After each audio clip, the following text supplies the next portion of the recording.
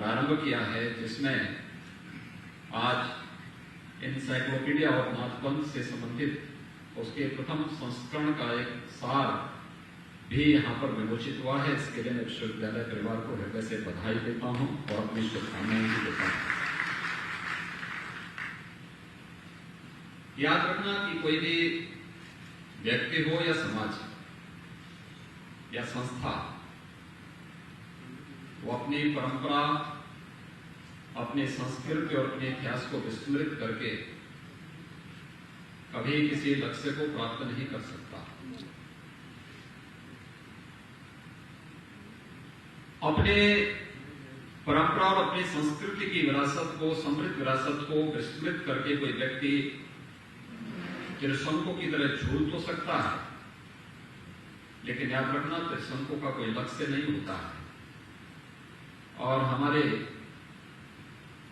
शिक्षा के केंद्र, खासतौर पर विश्वविद्यालय या उच्च शिक्षा से जुड़े हुए महत्वपूर्ण केंद्र अगर त्रिशंकु बनकर के झूलते हुए दिखाई देंगे तो वह न तो लोक कल्याण के पक्ष को ही आगे बढ़ा पाएंगे और न ही समाज और व्यक्ति के जीवन में कोई व्यापक परिवर्तन करने में ही सफल हो पाएंगे।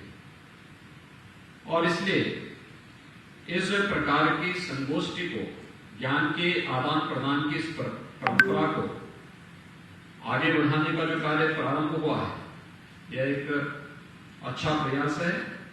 और मुझे इस बात पर प्रसन्नता है कि विश्वविद्यालय ने अभी कोरोना कालखंड में पिछले दिनों पूर्वांचल के विकास से संबंधित एक 3 दिवसीय संगोष्ठी यहां पर आयोजित की थी। काफी वह गोष्ठी सार्थक रही। राज्य सरकार ने उससे संबंधित अलग अलग कमेटियों का गठन करके मंत्रिमंडल समूह भी गठित किए हैं, जो उन सभी विषयों को लेकर के विकास के कार्यों को पूर्वांचल के अलग अलग जनपदों में कैसे उसे क्रियान्वित करना है, इसको लेकर के वह कार्य भी प्रारंभ किया है। और आज 3 दिवसीय संगोष्ठी नाथपंथ के वैश्विक प्रत्यय को लेकर के आज यहाँ पर प्रारंभ हो रही है। मुझे विश्वास है कि यह संगोष्ठी अपने लक्ष्यों को प्राप्त करेगी। मैं जब नाथपंथ की बात करता हूं तो वास्तव में सिद्ध संप्रदाय है। नाथपंथ से जुड़े हुए योगियों, सिद्धों से जुड़ी हुई कुछ बहुत सारी ऐसी घटनाएं हैं जो हम सबको इस परंपरा के साथ जोड़ने के लिए बाध्य करते हैं। मैं आपको 2 घटनाओं का भी, जो हाल ही में घटित हुई घटनाएं हैं, उनका यहां पे उल्लेख करना चाहूंगा। अभी पिछले सप्ताह की घटना है मेरे पास। मैं लखनऊ में था। पद्म पुरस्कार से सम्मानित राजस्थान की कलाकार, महिला कलाकार है, उसने मुझसे समय मांगा। उन्हें लखनऊ में एक संस्था के द्वारा सम्मानित किया गया था, तो उन्होंने समय मांगा। मेरे कार्यालय ने उन्हें समय दिया, वो आई मिलने के लिए। वो संपेरा समुदाय से है। तो मैंने उससे पूछा, मैंने कहा कि आखिर आप लखनऊ में कैसे आए, क्या है मामला? तो उसने कहा कि देखिए, मैं संपेरा समुदाय से हूं और मैं नाथपंथ की अनुयायी हूं। तो मैं बहुत चक्का कि आखिर कैसे? उसने कहा देखिए, मुझे इसके बारे में बहुत जानकारी नहीं, क्योंकि मेरी औपचारिक शिक्षा नहीं हुई है, लेकिन मैं राजस्थान की एक विधा है, कला की एक विधा के साथ जुड़ी हुई हूं और उसको वैश्विक मंच पर मैं लेकर के गई हूं। अब तक 165 देशों की यात्रा में कर चुकी हूं और उस विधा को पुनर्जीवित करने वाली पहली कलाकार हूं जो दुनिया के सामने इस विधा को लेकर के गई है। लेकिन मेरे सामने समस्या क्या थी कि हमारा जो संपेरा समुदाय है, वहां पर कन्या पैदा होते ही उसको दफना दिया जाता था। तो मुझे भी जैसे ही मैं पैदा हुई तो मेरे माँ बाप ने मुझे दफना दिया। तो मेरी मौसी को पता लगा तो मुझे खोद करके लेके आई और उसने पालना शुरू किया। जीवन खाना बदोश होने के नाते मुझे भी अपने समुदाय के साथ ही घूमना फिरना पड़ता था। लेकिन मेरे मन में बात आती थी कि जो मेरे समुदाय के लोग गाते हैं, जो नृत्य करते हैं, इसके पीछे कोई बात तो होगी। तो मैंने उस पर अपने ओर से कार्य करना प्रारंभ किया। फिर मैं उसकी तह में गई, ये कहां से आया। देखिए वो अनपढ़ है, कोई औपचारिक शिक्षा उसकी नहीं हुई, स्कूली शिक्षा नहीं मिली। आप जानते होंगे कि ये सभी ऐसी जातियां हैं जो घुमंतु जातियां हैं, उन्हीं में से आती है। और तब मेरे मन में आया कि भाई मेरा तो जन्म नाथ पंथ से जुड़े हुए एक पंथ से है। और फिर मैंने इस विधा को आगे बढ़ाना प्रारंभ किया, इसको समृद्ध किया, इसको एक मंच दिया। शुरू में मेरा बहुत विरोध हुआ और आज जब देश मुझे भारत सरकार ने पद्म पुरस्कार से सम्मानित किया और दुनिया ने मुझे जब सम्मान देना प्रारंभ किया, तो आज राजस्थान में केवल मेरा समुदाय ही नहीं बल्कि पूरा समाज आज मुझे सम्मान दे रहा है। मुझे इसके लिए संघर्षों से जूझना पड़ा, चुनौतियों से जूझना पड़ा, लेकिन आज समाज ने मेरे संघर्षों को मान्यता दी है। तो मैंने देखा वह नाथ संप्रदाय के कनिपा पंथ से, एक पंथ है कनिपा नाथ जी ने शुरू किया था, एक सिद्ध योगी के कनिपा नाथ। तो कनिपा नाथ जी से वो परंपरा प्रारंभ हुई जो संपेरों का समुदाय है और उसकी अनुयायी, उसका परिवार, उस संपेरा परिवार था, उसमें वो महिला जन्म लेती है और आज भी अपनी बात को स्वरूप में प्रस्तुत करती है जिसकी यानी कोई कल्पना भी नहीं करता। दूसरी घटना मेरे साथ घटित हुई, आपको याद होगा दीपावली के अवसर पर हम लोग अयोध्या जाते हैं। अयोध्या में राज्य सरकार के द्वारा विगत 4 वर्षों से दीपोत्सव का आयोजन होता है। मैं अयोध्या में था दीपावली के एक दिन पहले। मैं अचानक ब्रह्म मुहूर्त में दीपावली के दिन अयोध्या में बैठा हुआ था। तब तक अचानक मैं ध्यान में बैठा हुआ था, तब तक मेरे कानों में कुछ आवाज गूंज रही थी और आवाज ऐसी आने लग गई जैसे कोई सामने कोई बातचीत कर रहा होगा, आदित्यनाथ जी आप जो है थोड़ा हमारा भी ध्यान रख देते। अच्छा, मैं समझ नहीं पा रहा था ये कौन बोल रहा है। मैंने बाद में इस चीज को अनुभव किया कि कुछ दृश्य मेरे सामने आ रहे हैं, लेकिन वे दृश्य हिमालय के थे। तो मुझे लगा हिमालय में कोई बात जरूर हो रही है। तो मैं दीपावली के अगले, मैं उसी दिन फिर गोरखपुर आया था। गोरखपुर के कार्यक्रम के बाद दीपावली के अगले दिन मैंने उत्तराखंड के मुख्यमंत्री जी को फोन किया। मैंने कहा भी मुझे उत्तराखंड आना है एक कार्य से और मुझे बताइए कि बद्रीनाथ और केदारनाथ के कपाट कब बंद हो रहे हैं। उन्होंने कहा केदारनाथ जी के कपाट तो कल ही बंद होने जा रहे हैं और बद्रीनाथ के कपाट 3 दिन के बाद बंद होंगे। अगर आप आना चाहेंगे तो मैं व्यवस्था कर देता हूं। मैंने कहा वेदर की स्थिति क्या है। उन्होंने कहा देखिए आज तो वेदर ठीक है लेकिन कल के लिए खराब बताया जा रहा है। अगर आप बना सकेंगे तो अच्छा होगा कार्यक्रम, फिर हम उसके साथ व्यवस्था करते हैं। तो मैंने अपना कार्यक्रम बनाया। मैं देहरादून गया, देहरादून से हम लोग केदारनाथ पहुंच गए। केदारनाथ में मैं देखना चाहता था कि आखिर क्या है, मेरे पास ये आवाज कहां से आ रही थी। खैर वहां पर जो कार्य हो रहा है, केदारनाथ के पुनरुद्धार का कार्य चल रहा है। प्रधानमंत्री मोदी जी के मार्गदर्शन में बहुत अच्छा काम वहां पर उत्तराखंड सरकार कर रही है। जो केदारनाथ आज से 6 वर्ष पूर्व पूरी तरह से उजड़ गया था, आज वो एक नए स्वरूप में सामने आ रहा है। मुझे वहां पर जैसे मैं केदारनाथ पहुंचा, काफी भारी बर्फबारी पड़ रही थी। उसके बाद 24 घंटे मुझे वहां रुकने पड़े। 24 घंटे के बाद फिर मैं वहां से बद्रीनाथ के लिए हम लोग निकले। बद्रीनाथ मंदिर में गए, दर्शन करने के साथ ही मुझे वहां पर ऐसे, मैं मंदिर के पीछे निकला तो मुझे वो दृश्य याद आने लग गया कि मेरे सामने जो 2 दिन पहले जो दृश्य आया था, यहाँ के ही दृश्य थे। तो मुझे तब तक वो चित्र सामने आने लग गया, जो चित्र मुझे वहां देखने को मिल रहा था, मेरे सामने आ रहा था। तो मैंने कहा ये तो ये योगी कौन है?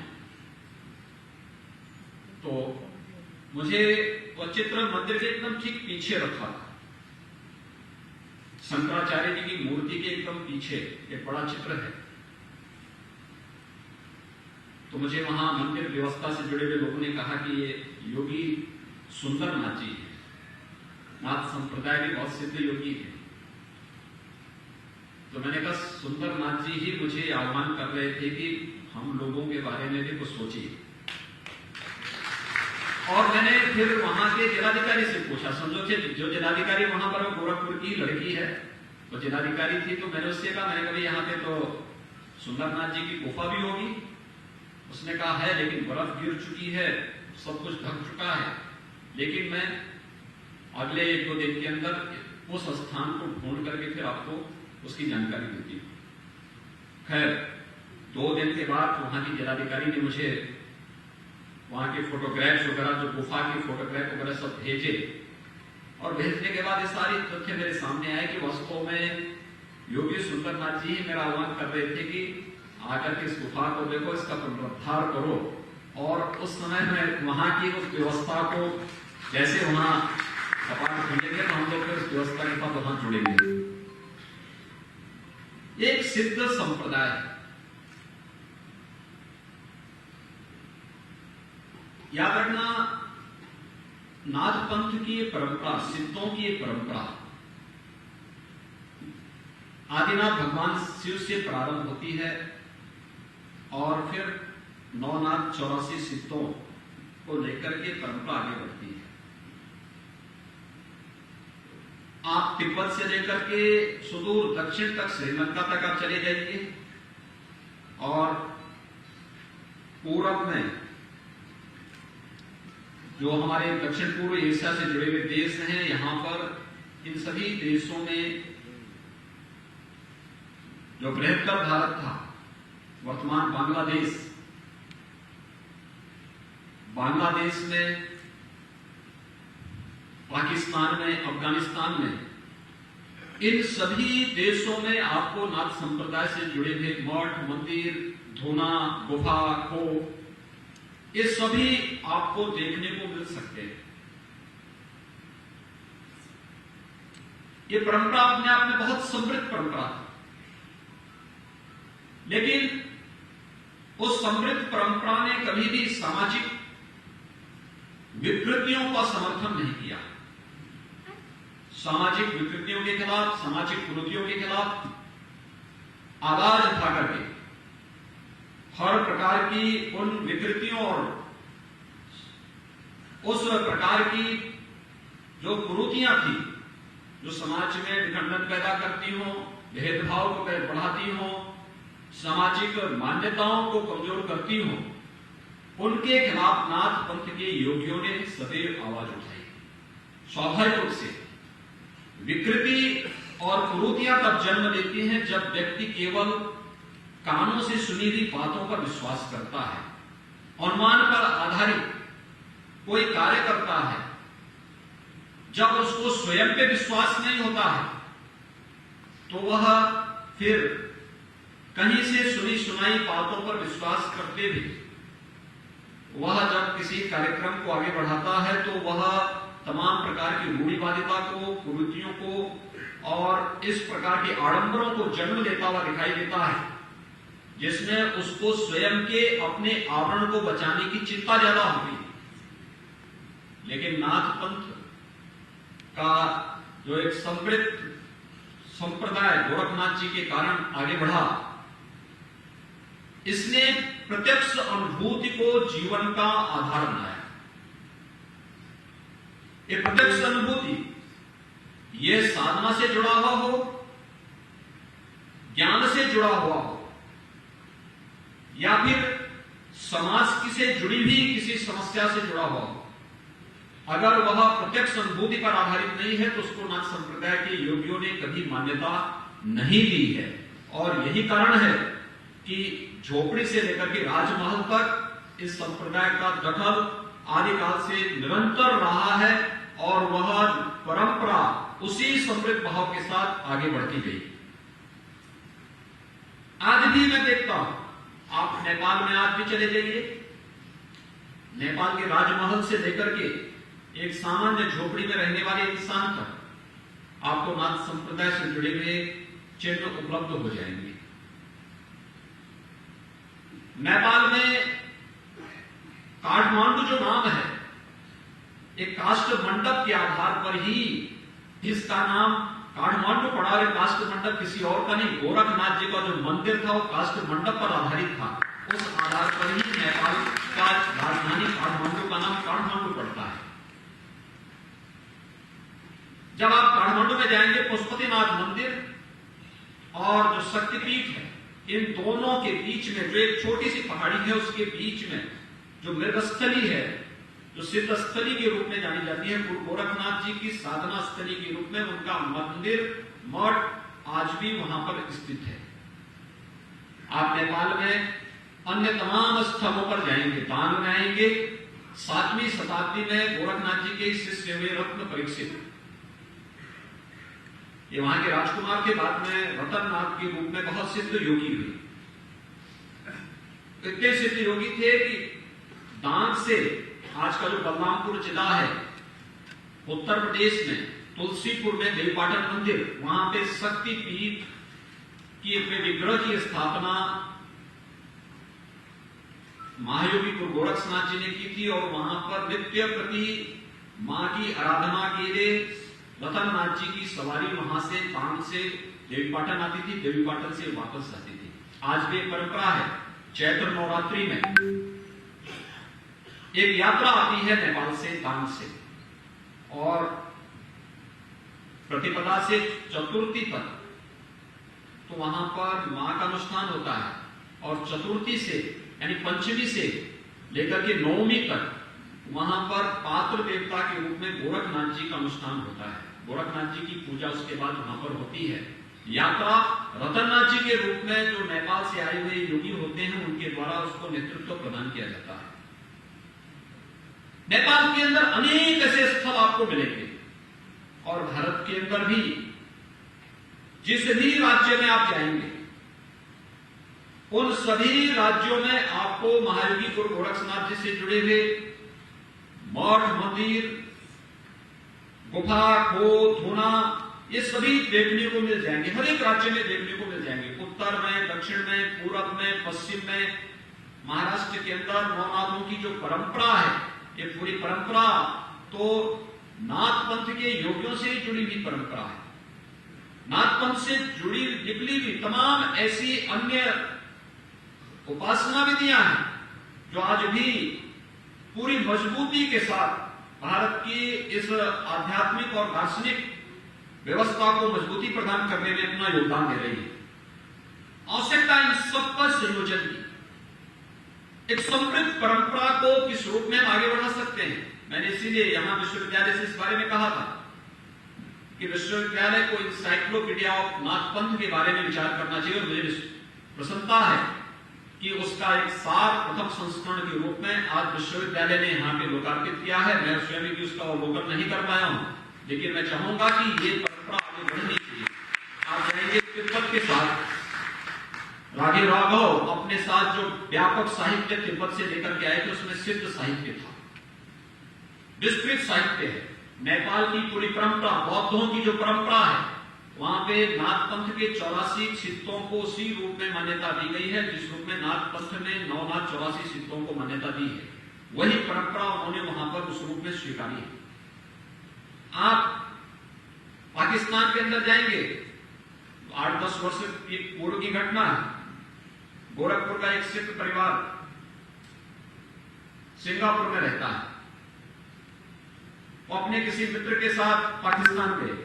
पाकिस्तान में उनके जाने का हेतु तो था कि नानक मत्था जाएंगे, लेकिन वे वहां पर जब पाकिस्तान में घूम रहे थे तो उन्होंने वहां से पाकिस्तान से मुझे फोन किया। फोन कर रहे थे, मैंने फोन यहाँ रिसीव नहीं किया क्योंकि पाकिस्तान का नंबर था, तो मैंने उसे रिसीव नहीं किया। लेकिन जब वापस वो गोरखपुर आए, मैंने मुझसे मिलने का समय मांगा, कहा कि मैं जो है मिलना चाहता हूं। तो मैंने कहा ये वे मेरे पास आए, उन्होंने मुझे कहा साहब पाकिस्तान में गोरखनाथ जी का मंदिर कैसे? मैंने कहा आपको क्या मतलब पाकिस्तान से? उन्होंने कहा नहीं, मैं पाकिस्तान गया था और पेशावर के पास एक जोगियों वाला पहाड़ी पे यात्रा चल रही थी और वे सभी गोरखनाथ जी की जय जयकार कर रहे थे। उसमें सभी पंथों से जुड़े हुए लोग थे, हिंदू भी थे, मुसलमान भी थे, सभी लोग थे। तो मैंने कहा गोरखनाथ जी की साधना स्थली पेशावर में भी है, उनका एक प्राचीन धूना मठ वहां पर आज भी मौजूद है। आप गोरखनाथ जी के जिस शिष्य रतननाथ जी की चर्चा मैंने यहां पर की, डांग के राजकुमार थे, नेपाल में डांग एक स्टेट थी, वहां के राजकुमार थे। उनसे जुड़ी हुई एक बड़ी जो मठ हम कहते हैं, आज वह दरगाह के रूप में काबुल के अंदर स्थित है, रतननाथ की दरगाह के रूप में। और दरगाह का एक अंश दिल्ली में भी रतननाथ के दरगाह के रूप में दिल्ली में आपको देखने को मिल सकती है। यानी आप देश के अंदर जहां कहीं भी जाएंगे, आपको नाथ पंथ से जुड़े हुए स्थल उस रूप में देखने को मिल सकते हैं। उन सबको हम लोग वहां पर अवलोकन कर सकते हैं। मुझे याद है गोरखपुर विश्वविद्यालय और यहां से विश्वविद्यालय से जुड़े हुए महाविद्यालयों के रक्षा अध्ययन से जुड़ा हुआ एक शैक्षणिक भ्रमण का कार्यक्रम आज से 5-7 वर्ष पूर्व यह ढाका के लिए गया था। इनको 1971 के वार मेमोरियल को वहां देखना था, उसको अवलोकन करना था। दिग्विजयनाथ स्नातकोत्तर महाविद्यालय के रक्षा अध्ययन विभाग के अध्यक्ष डॉक्टर श्री भगवान सिंह भी उस दल के साथ में थे। तो ये जब ढाका जा रहे थे तो इन्होंने मुझसे पूछा, इन्होंने कहा कि हम लोग ढाका जा रहे हैं, वहां पर क्या और देख सकते हैं? मैंने कभी देखना, ढाका में ढाकेश्वरी देवी का मंदिर है। दूसरा, वहां पर एक बात और देखना, नाथ संप्रदाय का जो आदि परंपरा चलती है आदिनाथ से, आदिनाथ जी का जो मंदिर है वह ढाका के पास ही है। आप लोग वहां देखने के लिए जरूर जाइएगा। आप आश्चर्य करेंगे कि जब यह दल वहां गया, वहां जाने के बाद उन्होंने मुझे वहां से फोन करके कहा, उन्होंने कहा था देखिए हम लोग यहां आए हैं और यहां पे आदिनाथ भगवान का मंदिर मौजूद है और ये मंदिर को यहां की सरकार के द्वारा संचालित किया जाता है। यह आज भी बांग्लादेश के अंदर मौजूद है।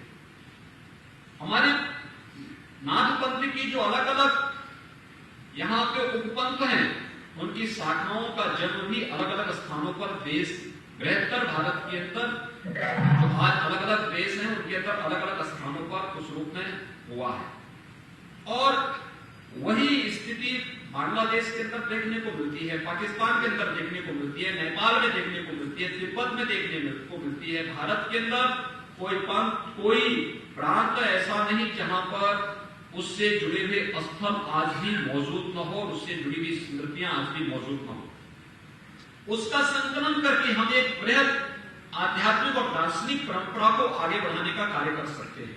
यह एक पक्ष है। इससे जुड़े हुए साहित्य आपको हर एक जगह मिलेंगे, अलग अलग राज्यों में अलग अलग भाषाओं में मिलेंगे। और इसलिए मैंने कहा था साहित्य संकलन का कार्य, और आज के समय में यह आसान इसलिए भी है, हम इसको जब डिजिटल फॉर्म में लेंगे तो यह और भी सहज और सरल हो जाएगा। हमें उस दिशा में प्रयास प्रारंभ करना चाहिए। ये आने वाली पीढ़ी के लिए और आने वाले समय में यह भारत की आध्यात्मिक और सांस्कृतिक विरासत को वैश्विक मंच पर रखने का एक बहुत अच्छा माध्यम हमारे लिए बन सकता है। इससे इस पर प्रयास प्रारंभ किए जाने की आवश्यकता है।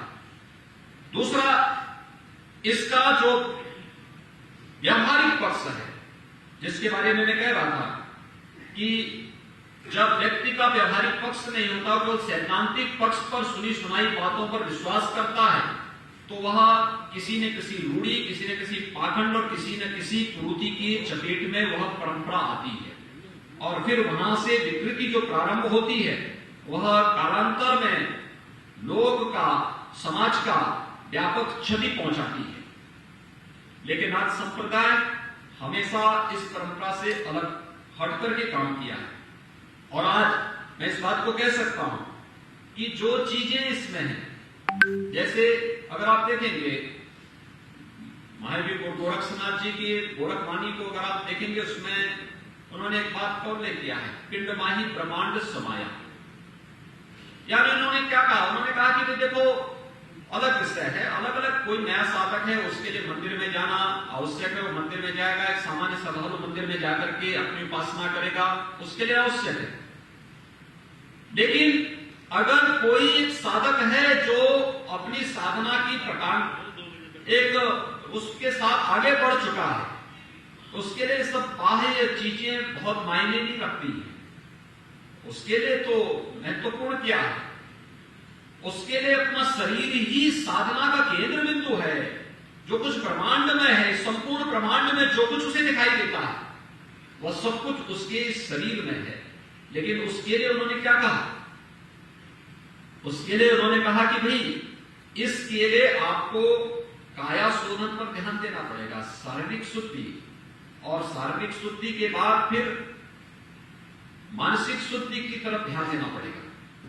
इसके लिए उन्होंने क्या बात कही, उन्होंने कहा अवधू आहार तोड़ो निद्रा मोड़ो, कबो न होएगा रोगी, छठे क्षमा से काया पलटिवा, जो को बिरला वियोगी।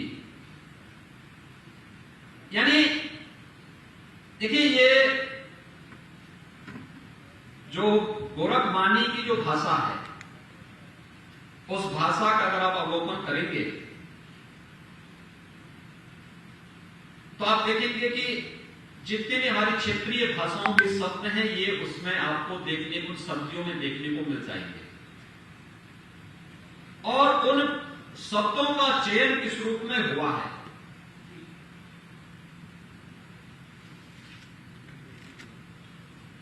कैसे उन्होंने प्रत्येक साधक के लिए इस बारे में निर्देश जारी किए कि काया की शुद्धि का क्या महत्व है। पहले आहार को नियंत्रण में रखना, आहार नियंत्रण में होगा तो निद्रा नियंत्रण में होगी। भाई आहार पे अगर नियंत्रण नहीं है तो नींद पे भी नियंत्रण नहीं होगा, और अगर आहार नियंत्रण में है तो व्यक्ति अपने को आदि बीमारियों से तो वह स्वयं ही मुक्त हो जाता है। हमारा गलत खान पान, नियम और संयम से न रहना, यह व्यक्ति की आदि से अधिक बीमारियों की जड़ है। व्यक्ति समय पे जागे, समय पे सोए, समय पर भोजन ले, समय पर अपना जो भी हो, एक संयमित दिनचर्या अगर उसकी है तो बीमारियों की आदि समस्या का समाधान तो उसने स्वयं ढूंढ लिया है। देश काल और परिस्थिति के कारण अगर कभी कोई ऐसी स्थिति आती है तो उसके लिए छठे क्षमा से काया प्रतिभा, यानी जो बहुत सारी ऐसी क्रियाएं हैं जिसको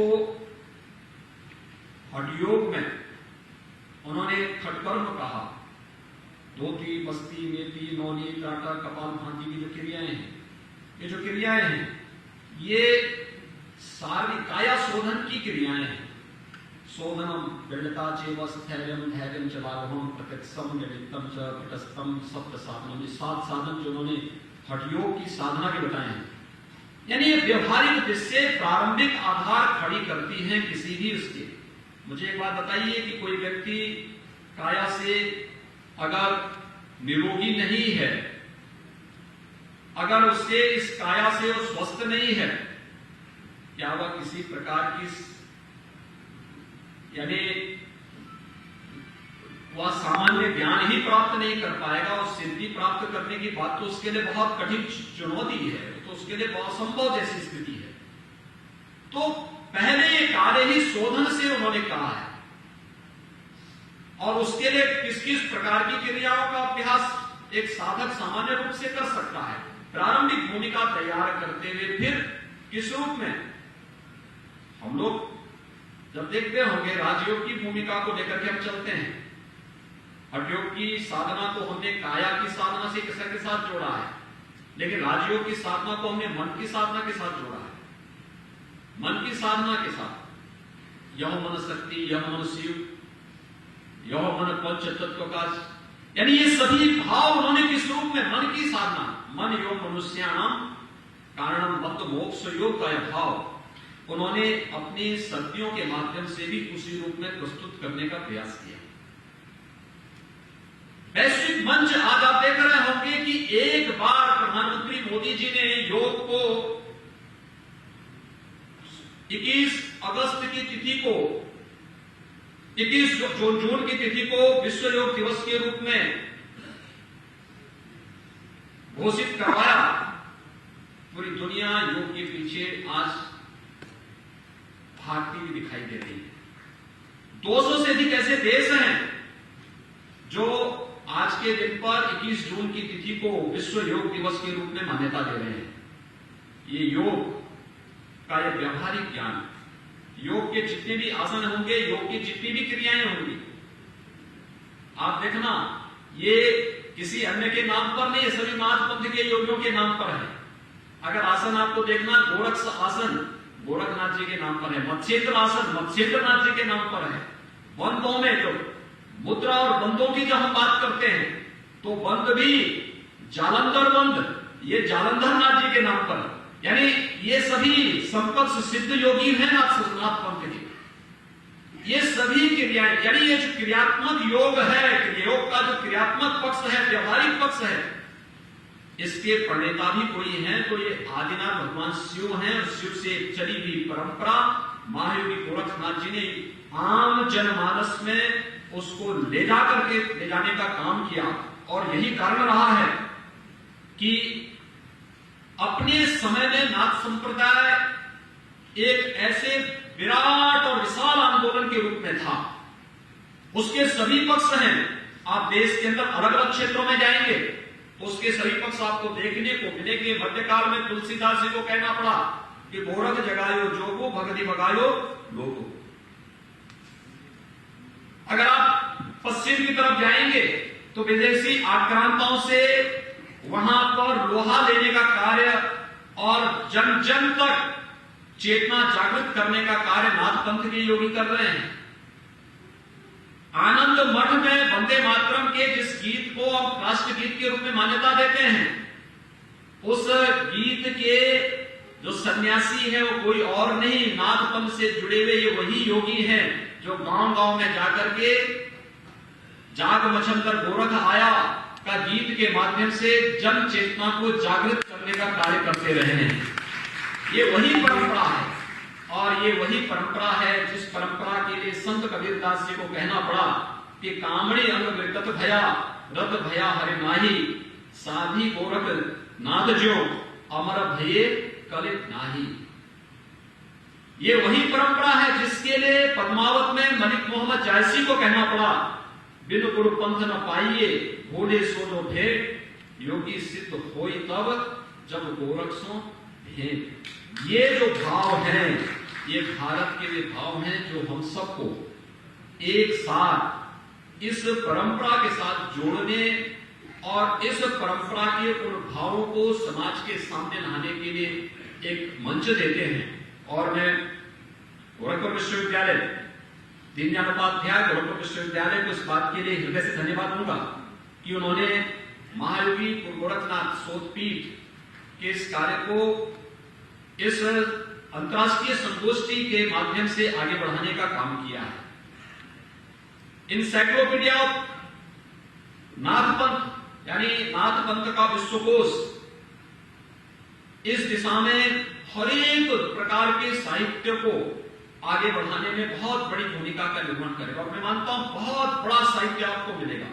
आप नेपाल में जाइए, नेपाल जो राज परिवार है उनकी जो लाइब्रेरी है वहां पर जाकर के या भाग में जाएंगे, राजा जो रतननाथ मठ है वहां की लाइब्रेरी में आपको ढेर सारा साहित्य मिलेगा। जोधपुर नरेश की लाइब्रेरी में अगर आप जाएंगे जोधपुर में बहुत समृद्ध साहित्य नाथ पंथ से जुड़ा हुआ आपको वहां पर देखने को मिलेगा। और देश के अंदर अलग अलग भाषाओं में आप चले जाइए, अलग अलग में तिब्बती में, नेपाली में, असमी में, बंगाली में, उड़िया में, हिंदी में। आपने यहां पे जो साहित्य रखा है ये हिंदी और एक आध पुस्तकें इंग्लिश की हैं। याद रखना, फिलॉसफी ऑफ गोरखनाथ जो पुस्तक लिखी है आचार्य अक्षय कुमार बनर्जी ने। अक्षय कुमार बनर्जी महाराणा प्रताप कॉलेज के प्राचार्य रहे हैं और महाराणा प्रताप वही कॉलेज था जिस पर विश्वविद्यालय की नींव खड़ी है। दीनदयाल उपाध्याय गोरखपुर विश्वविद्यालय, महाराणा प्रताप कॉलेज जिसे गोरखपीठ ने 1956 में राज्य सरकार को उपलब्ध कराया था, जिसके बाद विश्वविद्यालय की स्थापना हुई। आचार्य अक्षय कुमार बनर्जी उसके प्राचार्य थे। मेमन सिंह और कोलकाता विश्वविद्यालय में दर्शन शास्त्र के प्रोफेसर थे। बाद में यहां उसके प्राचार्य के रूप में यहां पर आए थे और फिलॉसफी ऑफ गोरखनाथ उन्होंने लिखी थी। बांग्लादेश की पृष्ठभूमि होने के बावजूद नाथ पंथ की परंपरा के साथ किस रूप में जुड़े थे, यह भाव उसके माध्यम से आपको देखने को मिल सकता है। तो बहुत इंग्लिश का साहित्य कम है, लेकिन अन्य भाषाओं में आपको बहुत समृद्ध साहित्य इसमें देखने को मिलेगा। अगर ये सभी साहित्य हम एक साथ लेकर के उसको एक विश्वकोश के रूप में हम आगे बढ़ाने का कार्य कर सकेंगे, हिंदी में, इंग्लिश में, अन्य तमाम भाषाओं में इसको हम दे सकेंगे, तो यह एक बहुत बड़ा माध्यम बन सकता है भारत की समृद्ध आध्यात्मिक और सांस्कृतिक परंपरा को आगे बढ़ाने का एक बहुत बड़ा एक केंद्र बिंदु बन सकता है। आज के इस अवसर पर जो भी शोधार्थी जो हमारे योगी गण आए हैं, योगी शांति हमारे यहाँ से उड़ीसा से यहाँ पर आए हैं, अपने यहाँ से महाराष्ट्र से भी हमारे योगी आए हैं, अन्य हमारे संतगण आए हैं, वो सभी इस क्षेत्र में डॉक्टर अनुज प्रताप सिंह ने बहुत अच्छा काम उन्होंने इस साहित्य में पिछले कई दशकों से भी काम कर रहे हैं और भी तमाम ऐसे अध्येता हैं जो वास्तव में इस क्षेत्र में जिन्होंने अच्छा काम किया है। ये सभी लोग यहाँ पर आज उपस्थित हुए हैं। मोहन सिंहनाथ जी हैं, हमारे यहाँ महाराष्ट्र से भी हमारे योगी आए हैं। मुझे विश्वास है कि आपकी ये 3 दिवसीय जो संगोष्ठी है, यह संगोष्ठी अपने लक्ष्यों को प्राप्त करेगी और नाथ पंथ की विश्वकोश की स्थापना का कार्य समयबद्ध ढंग से आगे बढ़ करके एक स्तरीय कार्य होना चाहिए। जो कुछ मटेरियल आएगा उस मटेरियल को एज इट इज हम उसमें न दे करके उसका व्यापक संपादन और शोध के बाद उसका संपादन होना चाहिए कि जो लोगों के पास जाए तो वो अच्छी चीजें सामने लेकर के आए। उस भाव के साथ हम इसको आगे बढ़ाने का कार्य करेंगे। एक बार फिर से मैं इस पूरे कार्यक्रम के प्रति, बल्कि इसके लिए राजा मानसिंह ने, जोधपुर नरेश राजा मानसिंह थे, उन्होंने नाथ तीर्थावली एक पुस्तक लिखी थी 17वीं शताब्दी में। श्री नाथ तीर्थावली, उस पुस्तक की जानकारी कहीं से लीजिए, यहाँ पर नहीं होगी तो अगर हमारे गोरखनाथ मंदिर की लाइब्रेरी में न हो तो जोधपुर की लाइब्रेरी में इसका साहित्य आपको प्राप्त हो जाएगा।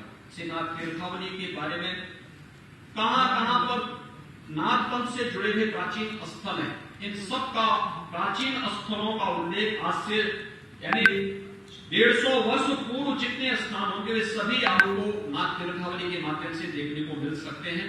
मैं एक बार फिर से आज के इस अवसर पर इस पूरी संगोष्ठी के प्रति हृदय से शुभकामनाएं देता हूं, विश्वास व्यक्त करता हूं कि संगोष्ठी अपने लक्ष्यों को प्राप्त करेगी। आप सबके प्रति मेरी शुभकामनाएं, होली की मंगलमय शुभकामनाएं। धन्यवाद। जय हिंद।